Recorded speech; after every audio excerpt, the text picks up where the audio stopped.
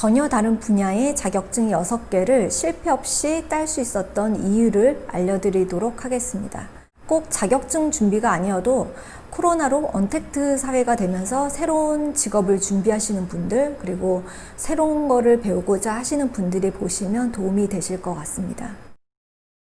예전에 제가 딴 자격증에 대해서 영상을 올린 적이 있는데 그 영상을 통해서 제 채널을 구독하신 분들도 꽤 많으시더라고요. 또 30, 40대 여성분들이 주 구독층인 자기계발 내용이 주를 이루는 채널이어서 새로운 거를 배우고 싶어 하시고 계획하시는 분들이 많으실 거란 생각이 들어요. 그래서 제가 새로운 것을 비교적 쉽게 배우고 원하는 목표를 이루는 저희 비결을 알려드리려고 이 영상을 준비했습니다. 우선 제가 30대 이후에 눈에 보이는 결과들은 자격증 6개, 공인중개사, 증권투자상담사, 한식조리기능사, 제빵기능사, 어린이 영어지도사, 보육교사 이렇게 6가지가 있고요. 한식에서 실기시험 한 번 떨어진 걸 제외하고는 필기는 모두 한 번에 붙었습니다. 그리고 영어 원서 읽기로 3년 동안 한 200권 정도의 원서를 읽고 있고 5,000명 정도의 이웃을 둔 블로그를 운영을 하고 있습니다. 우선 궁금해 하실 수 있는 예상 질문 2가지에 대해서 미리 답을 하고 넘어갈게요. 첫 번째는 시간이 많아서 할 수 있지 않았을까라는 예상 질문에 대한 답을 먼저 하면 6개의 자격증 모두 아이들이 유치원 가기 전에 딴 자격증이에요. 또 우리 아이들이 5살 터울이 있어갖고 마지막 6번째 자격증을 취득할 때는 둘째가 기어다니는 시기였어요. 집에 돌볼 아기가 항상 있는 상태에서 준비를 했던 거죠. 특히 공인중개사 같은 경우는 첫째가 생후 5개월일 때 준비를 해서 돌되기 한 달 전에 딴 자격증이에요. 아이들을 돌봐주는 사람이 있었는지 궁금해 하실 수도 있는데 주위 도움을 받아본 적이 제가 단 하루도 없습니다. 남편도 이 시기에는 해외 상주를 거의 해서 혼자 집에서 24시간 아이를 보면서 시험을 준비했습니다. 그때는 지금처럼 어린이집을 빨리 보내던 시기도 아니었거든요. 그래서 집에 항상 둘 중에 하나는 돌봐야 되는 아이가 있었고 그 상태에서 준비를 했습니다. 2번째 예상 질문은 습득 능력이 빠른 편이 아니냐고 하실 수도 있는데 저는 정말로 머리가 좋은 편이 아니에요. 이해 속도가 좀 많이 느린 편이어가지고 영화를 봐도 이해를 잘 못해서 아이들한테 같이 보고 있으면서 계속 줄거리를 물어봐요. 그 정도로 이해 속도가 느린 편이고 집중력도 그렇게 높은 편은 아니에요. 제가 말하고자 하는 거는 특별히 좋은 조건에서 한 게 아니라는 거예요. 근데 30대부터의 저와는 달리 제가 20대까지는 뭐를 시작을 해도 흐지부지 다 포기를 해서 뭐 하나 결과가 없었어요. 공무원 시험 준비한다고 학원 끊어놓고 며칠 다니다가 포기하고 헬스장 같은 것도 항상 있는 레파토리죠. 6개월, 1년 끊어놓고 안 가고 영어학원도 맨날 끊어놓고 안 나가고 그나마 제가 운전면허를 20대에 취득한 게 다인데 그것도 필기시험을 한 번 떨어지고 2번째 겨우 붙었어요. 딴 건 몰라도 내가 하고 싶어서 시작한 거는 다 결과를 내고 있습니다. 같은 사람인데 20대까지와 30대 이후는 완전 다른 결과를 내고 있죠. 제가 30대 이후에 쉽게 목표를 이루는 이유가 2가지 정도가 있는데 가장 중요한 건 뒤에 말씀드리고 간단한 첫 번째 방법부터 말씀을 드릴게요. 첫 번째 말씀드리는 거는 20대의 저처럼 늘 초반에 포기하시는 분들이 모르시는 원리가 하나가 있는데 원래 처음이 제일 어렵다는 거예요. 그 환경이 익숙해질 때까지가 제일 어려워서 임계치를 넘을 때까지는 인내가 필요합니다. 재테크도 종잣돈 모으는 게 제일 힘들지 어느 정도 종잣돈이 모이고 임계치에 달성을 하면 그 다음부터는 점점 빠른 속도로 돈이 불어나서 돈을 벌잖아요. 복리 효과 때문인데 이 복리 효과가 재테크뿐만 아니라 모든 영역에서 적용이 됩니다. 심지어 제가 블로그를 처음 운영을 할 때도 처음에 1000명 되는 게 제일 힘들고 오래 걸렸어요. 매일 글을 아무리 열심히 올려도 잘 늘지가 않는데 1000명이 넘고 2000명이 넘고 갈수록 점점 속도가 빨라지면서 이게 복리 효과가 나타나더라고요. 이거는 한 분야를 할 때만 적용이 되는 게 아니고 전혀 다른 분야를 시도해도 같은 현상이 생깁니다. 제가 전혀 다른 분야의 6개 자격증을 따고 영어 원서 읽기를 해도 첫 번째 자격증 딸 때가 가장 힘들었고 가면 갈수록 수월해지고 있어요. 다루는 내용은 전혀 달라도 적용되는 방식이 같거든요. 점점 효율적으로 공부하는 방법을 터득하게 되고 도중에 나타나는 그런 슬럼프도 원래 당연히 거치는 과정이라는 거를 익히 경험해서 알기 때문에 이걸 어떻게 극복해야 되는지도 알고 있고 또 어떻게 마인드를 컨트롤해야 하는지도 아니까 이 힘든 시기를 포기하지 않고 쭉 이끌고 나가는 그런 능력이 생기는 것 같아요. 주위에 보면 자격증 10개 넘게 따신 분들도 볼 수 있죠. 5개국어 이상 외국어를 하시는 분들도 꽤 많으시고요. 모두 이런 원리라고 할 수 있습니다. 하나를 해보면 그 다음부터는 요령이 생겨요. 전혀 다른 언어지만 한 가지 언어를 마스터를 하면 언어를 습득하는 효율적인 방법을 아니까 그 다음부터는 이 방법을 계속 적용을 해서 점점 새로운 언어를 배우는 게 쉬워지고 속도가 빨라집니다. 쉽게 목표를 이루는 두 번째는 바로 마인드의 변화입니다. 제가 두 번째가 정말 중요한 거라고 말씀을 드려서 겨우 그거냐고 실망을 하실 수도 있는데 이게 정말 가장 중요한 게 맞습니다.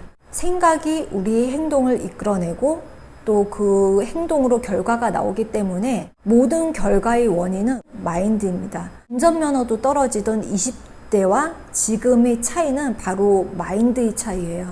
20대까지는 제가 정말 자신감이 제로였고 내가 뭔가를 할 수 있을 거란 생각 자체를 못했어요. 이런 마인드니까 뭔가를 겨우 시작을 해도 결국은 실패할 거라는 이런 생각이 무의식 속에 계속 잠재해 있으니까 포기할 수밖에 없는 수많은 장애물과 문제점을 끊임없이 찾아내게 되는 것 같아요. 시간이 없어. 나는 능력이 안 돼. 이러면서. 그러다가 제가 첫 번째 자격증을 30대에 들어와서 따게 됐어요. 앞에도 말씀드렸다시피 갓난아기를 24시간 혼자 좁은 집에서 보면서 지내니까 몸도 몸이지만 심리적으로 굉장히 좀 힘들었어요. 우울증에 심각하게 걸리지 않으려고 제가 좀 본능적으로 뭔가에 몰두할 거를 찾았던 것 같아요. 무조건 그냥 책을 사서 자격증을 공부하기 시작을 했어요. 그때는 제가 너무 절박한 상태여서 예전에는 없던 좀 초인적인 힘을 발휘를 해서 밤을 정말 새워가면서 시험을 준비를 했어요. 그래서 자격증을 땄고요. 또 그때는 시간이 너무 촉박하다 보니까 뭐 고민하고 그럴 시간조차가 없었기 때문에 여유가 없어서 그냥 밀고 나가고 그렇게 목표를 이뤘던 것 같아요. 그렇게 첫 자격증을 제가 특이한 상황에서 따게 됐고 이때부터 제 마인드가 조금씩 변하기 시작했어요. 아, 나도 하면 되는구나 생각이 들면서 처음으로 자신감과 확신이 생기기 시작하더라고요. 그렇게 또 두 번째 자격증을 도전을 하게 됐고 또 취득하고 나니까 더 자신감이 붙고 이런 도전과 성취가 반복될수록 나에 대한 믿음과 확신이 점점 강해지고 점점 쉽게 목표를 이루고 선순환이 생기기 시작하더라고요. 20대까지도 포기했던 영어를 제가 40대 영어 원서를 읽기 시작하면서 다시 할 수 있었던 것도 이런 이유예요. 지금은 20대의 제가 완전 다른 사람으로 느껴질 만큼 완전 다른 마인드를 갖고 있어요. 그때는 나는 무조건 못한다고 생각을 했는데 지금은 그냥 포기만 안 하면 결국은 다 된다라는 생각을 하고 그냥 우직히 하는 편이에요. 그리고 이게 또 사실이기도 하고요. 저뿐만 아니라 모든 분들에게 해당되는 말이죠. 제가 취득한 이런 자격증이나 영어 원서 읽기는 누구나 할 수 있는 거예요. 그런데 예전에 저와 같은 마인드를 가지고 자신을 과소평가하면서 시도조차 못하는 분들이 정말 많으시더라고요. 본인의 잠재력이 얼마나 많은지 모르고 계속 장애물만 바라보면서 두려움을 느끼고 결국 내가 갖고 있는 능력을 아깝게 썩히게 되는 거죠.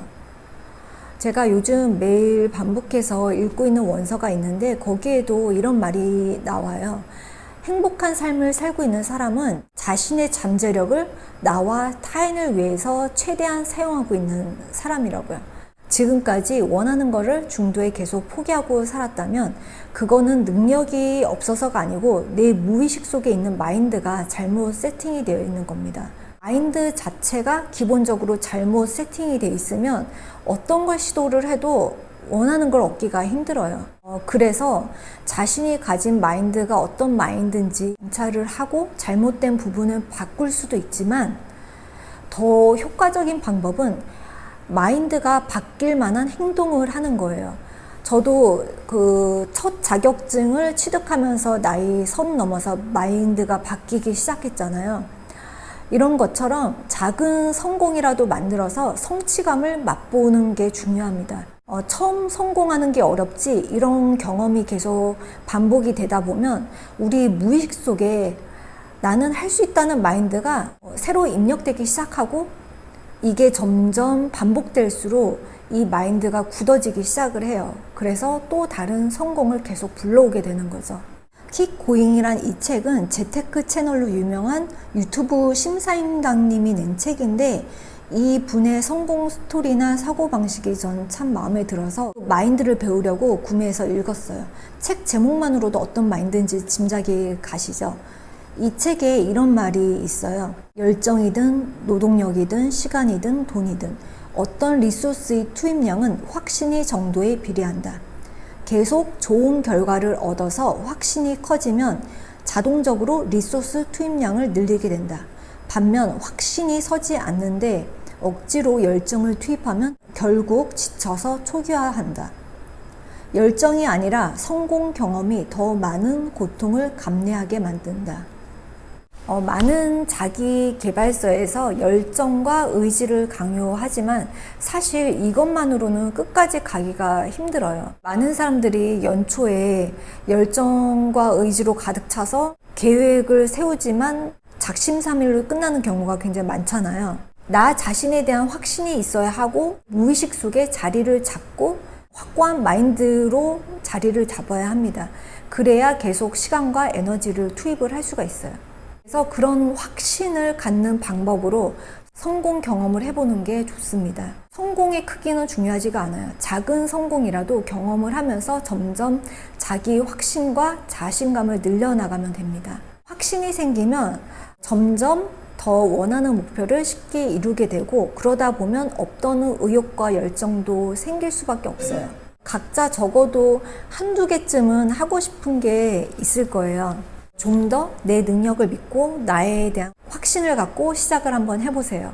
그렇게 조금은 힘들게 하나를 성취하고 나면 그렇게 만든 확신과 자신감이 씨앗이 돼서 튼튼한 나무로 성장을 하고 더 많은 열매를 맺는 날이 오게 됩니다.